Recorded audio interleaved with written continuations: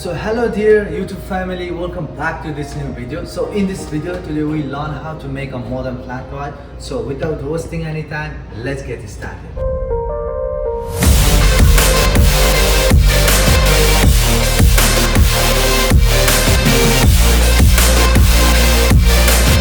So okay guys, so first मा अब हामीले चाहिँ फ्ल्याट वाइटको जति पनि थ्योरीहरु छ जस्तै फ्ल्याट वाइट कहाँबाट आयो, फ्ल्याट वाइट भनेको के हो, फ्ल्याट वाइटमा कति सर्ट अफ एस्प्रेसो युज हुन्छ, कति एमएल मिल्क युज हुन्छ, कसरी मिल्क स्टिम गर्ने, फ्ल्याट वाइटको रेसिपी के हो, सो जति पनि फ्ल्याट वाइटको चाहिँ ओभरअल प्रोसेसिङहरु छ हामीले त्यसलाई चाहिँ स्टेप बाइ स्टेप बुझ्ने कामहरु गर्छौं। स्टेप नम्बर 1 मा हामीले बुझ्छौं फ्ल्याट वाइट कहाँबाट आयो भनेर। सो फर्स्ट अफ अल अब फ्ल्याट वाइट चाहिँ 1980 यासमा चाहिँ जसलाई चाहिँ इन्भेन्ट गरिएको थियो, जसमा चाहिँ दुईवटा कन्ट्रीजहरुले चाहिँ क्लेम गर्छ उनीहरुले बनाएको भनेर। एउटा रहेको छ अस्ट्रेलिया र अर्को रहेको छ न्यूजील्यान्ड। सो यो त क्लियर भयो गाइस हामीले फ्ल्याट वाइट कहाँबाट आएको भनेर। सो हामीले चाहिँ स्टेप नम्बर 2 मा सिक्ने छौं फ्ल्याट वाइट भनेको के हो भनेर। अब flat white is a blend of microfoam milk poured over a single or double shot of espresso।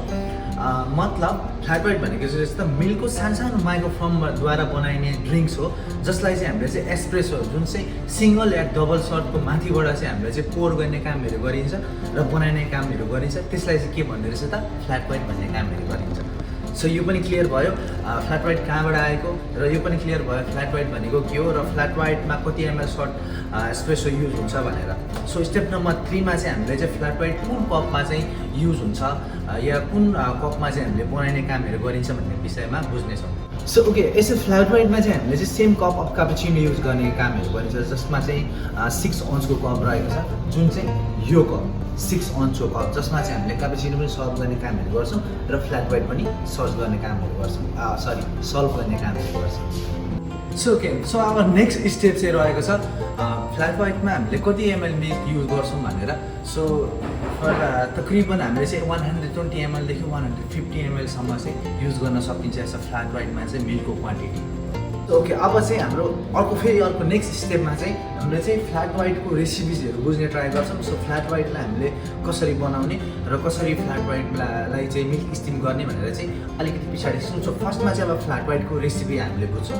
So flat white बनाउँदाखेरि चाहिँ 1/3 सर्ट अफ एस्प्रेसो युज हुन्छ र 2/3 चाहिँ हामीले steam milk with thin layer of milk foam with latte art use गर्ने कामहरु गर्छौं। So अब अझै पनि तपाईहरुले बुझ्नु भने चाहिँ जस्तै यो तपाईको कप भयो, सो जुन कपलाई चाहिँ मैले 3वटा भागमा डिभाइड गरे, जुन चाहिँ एक भागमा चाहिँ मैले के राखे त जस्तै कि यो मेरो कपको 3वटा भागहरु भयो। फर एक्जाम्पल यो भागमा मैले के राखे सर्ट अफ एस्प्रेसो राखे भने रहेको जुन यो 2वटा भाग छ यो भागमा चाहिँ मैले के गरे त steam milk with thin layer of milk foam and with latte art. So बुझ्नु भयो कि नै? यदि बुझ्नु भयो भने फेरि भिडियो ब्याक गरेर हेर्नु होला। अझै पनि बुझ्नु भएको छैन भने मैले त्यहाँनिर चाहिँ तपाईको भिडियोमा एउटा पिक्चर पनि राखेको हुन्छु, त्यहाँबाट पनि तपाईले हेर्न सक्नुहुन्छ। सो अब अर्को कुरा तपाईको कमेन्ट गर्छु, अब के कुरा गरेको होला जस्तो हुन्छ हैन। सो अब जस्तै हामीले एस्प्रेसो मुनि राख्यौं, अब माथिबाट मिल्क हाल्यौं भने त अब त्यो त मिक्स हुन्छ नि त, कस्तो कुरा गरेको कसरी मुनि चाहिँ एस्प्रेसो माथि चाहिँ मिल्क हुन्छ भन्नुहुन्छ भने यो चाहिँ फर थ्योरी हो, जस्तै तपाईलाई बुझाउनलाई चाहिँ इजी होस् भनेर चाहिँ यस्तो खाले थ्योरी युज गरिन्छ। सो ओभरअल जति पनि वर्ल्डमा बारिस्टाहरु हुन्छ सबैलाई यस्तै खाले थ्योरी पढाउने कामहरु गरिन्छ है त गाइस। सो अब टाइम वेस्ट नगरिकन हामी नेक्स्ट स्टेपमा जाऊँ, जसमा चाहिँ हामीले सिक्ने छौं फ्ल्याट वाइटको लागि कसरी मिल्क स्टिम गर्ने भनेर। अब हामीले चाहिँ मिल्क स्टिमिङ गर्दाखेरि चाहिँ एकदमै ध्यान दिनुपर्ने कुराहरुको बारेमा चाहिँ कुरा गर्छौं। सो कसरी फ्ल्याट वाइटलाई हामीले मिल्क स्टिम गर्ने भनेर विषयमा चाहिँ हामी बुझ्छौं।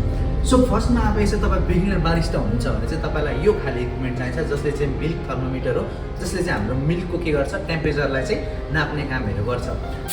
सो अब मैले चाहिँ यहाँनिर चाहिँ तपाईहरुलाई युज गर्नको लागि चाहिँ थोरै पानीमा देखाएँ, किन भन्दाखेरि पानीमा चाहिँ तपाईले क्लियर देख्नुहुन्छ र तपाईलाई बुझ्न चाहिँ सजिलो हुन्छ। सो त्यो भएको कारणले गर्दाखेरि चाहिँ मैले तपाईलाई चाहिँ पानीमा देखाउँछु। सो फर्स्ट अफ अल अब हामीले चाहिँ फर्स्टमा ध्यान दिनु यसरी हामीले यसलाई फ्लस गर्छौं, किनकि यहाँ भएको जति पनि फोरहरु हुन्छ त्यो चाहिँ क्लिन होस् या बाहिर जाओस्। सो अब यहाँ बाहिर पनि केही डटीहरु लाग्न सकेको हुन्छ, त्यसको लागि पनि हामीले क्लिन गर्ने कामहरु गर्छौं। सो अगेन सो फर्स्टमा हामीले यसलाई सिधा ल्याउँछौं यसरी। सो टक्क यसरी चाहिँ बीचमा राख्ने कामहरु गर्छौं है। सो बीचमा राख्छौं। सो अलिकति मात्रै डुबाएर अब चाहिँ हामीले चाहिँ यति पार्टलाई चाहिँ के गर्छौं त डुबाउने कामहरु गर्छौं। जस्तै तपाईले देख्न सक्नुहुन्छ यति मात्रै, राइट। सो यति मात्रै डुबाउने अनि अब तपाईँले यो साइडमा यो नोजललाई लान पनि मिल्छ र यो साइडमा तपाईँले पिचरको नोजललाई ल्याउन पनि मिल्छ। सो मैले चाहिँ यो साइडबाट गर्ने गर्छु, सो त्यो भएर मैले चाहिँ यही साइडबाट गर्ने कामहरू गर्छु है त। सो ओके, अब यति जति तपाईँले डुबाउनु भयो, डुबाएपछि चाहिँ खाली साउन्ड आउन सक्छ, जसको काम चाहिँ के हो त, हामीले चाहिँ जसको काम रहेको छ मिल्कमा चाहिँ फर्म ल्याउने कामहरू गर्छ। सो अब हामीलाई फ्ल्याट वाइटमा त एकदमै कम एकदमै कम मिल्क फर्म चाहिन्छ। त्यो भएको कारणले गर्दाखेरि चाहिँ हामीले चाहिँ यो जति पनि छुक छुक छुक छुक छुक गर्ने साउन्ड छ, यो साउन्डलाई चाहिँ हामीले चाहिँ के गर्छौँ त, लगभग 3 सेकेन्ड अर 4 सेकेन्ड जति मात्र त्यसलाई चाहिँ चिक चिक चिक चिक हुन दिन्छौँ। त्यस पछाडि चाहिँ हामीले पिचरलाई यसरी माथि ल्याएर चाहिँ मिल्कलाई के गर्छौँ, स्पिन गराउने कामहरू गर्छौँ। लाइक दिस, थोरै पानीमा तपाईँलाई देखाउँछु मैले। जस्तै अब हामीले स्टार्ट गऱ्यौँ, चिक चिक चिक चिक साउन्ड आयो, 1 2 3 4। अब हामीले पिचरलाई अफ गऱ्यौँ, सो मिल्कलाई के गऱ्यौँ, अब हामीले स्पिन गऱ्यौँ। जुन यो फोका फोका रहेको छ यो चाहिँ अब स्पिन भएर फुट्ने कामहरू गर्छ। सो अब यो चाहिँ खालि स्पिनले तपाईँले चाहिँ नाप्नु होला। त्यो नाप्पछि तपाईँको मिल्क जति पनि 60 जति भइसकेपछि चाहिँ तपाईँले यसरी अफ गरेर चाहिँ यसलाई हटाउनु होला। सो तपाईँको पर्फेक्ट मिल्क स्टिमिङ हुनेछ फ्ल्याट वाइटको लागि। सो अब यही चिजलाई चाहिँ हामीले चाहिँ फेरि के गर्छौँ त, मिल्कमा हेर्नेछौँ है त गाइस। सो यो पानीलाई सेक्दिउँ। सो एनदर थिङ तपाईँहरूलाई भनिदिन चाहन्छु, यो मिल्क स्टिमिङ गर्दाखेरि चाहिँ तपाईँलाई पिक्चर पनि एकदम चिसो हुनुपर्छ।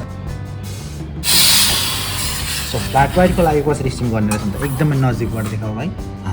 सो यो भयो तपाईँको मिल्क, हामीले नोजललाई ल्यायौँ बिचमा, त्यो पछाडि साइडमा राखेर चाहिँ यति डुबायौँ, राइट। यहाँनिर अलिकति देख्न पनि सक्नुहुन्छ तपाईँले। सो यहाँनिर यसरी राखेपछि चाहिँ अब हामीले स्लोली माथिको जुन कन्ट्रोल गर्छ त्यसलाई ओपन गर्छौँ।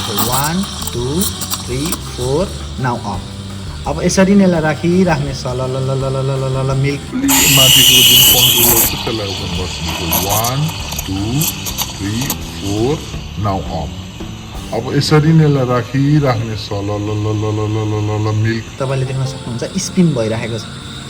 सो अब त्यस पछाडि चाहिँ यो खाले थर्मोमिटरले तपाईँले नाप्नु होला, अनि तपाईँको 60 डिग्री भइसकेपछि तपाईँले चाहिँ मिल्क त्यसरी अफ गर्नुहोस् एन्ड क्लिन। सो यहाँनिर देख्न सक्नुहुन्छ एकदमै सिल्की एन्ड थिन लेयर भएको छ हाम्रो milk steaming for flat white. Is very good. र फ्ल्याट वाइट अब मैले कसरी बनाउँछु, सो तपाईँहरूले एकदम इन्जोय गर्नु होला भिडियोलाई। सो फर्स्ट अफ अल अब मैले चाहिँ एस्प्रेसो रेडी गर्छु।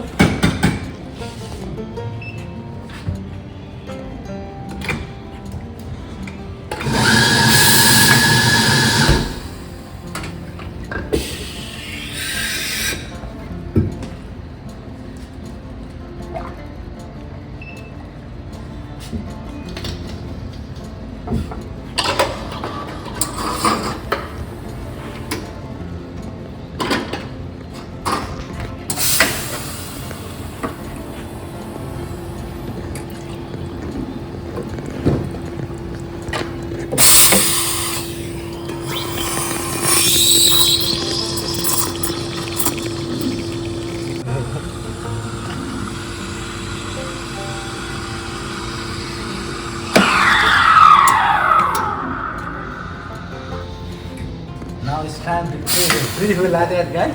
Yes. Okay, now come. So एकदम slowly ले चाहिँ मिक्स गर्ने कामहरू गर्छौँ। सबका चाहिँ पो गर्छौँ, very slow। अब यहाँनिर चाहिँ मैले एउटा लाटे आर्ट बनाउने कामहरू गर्छु।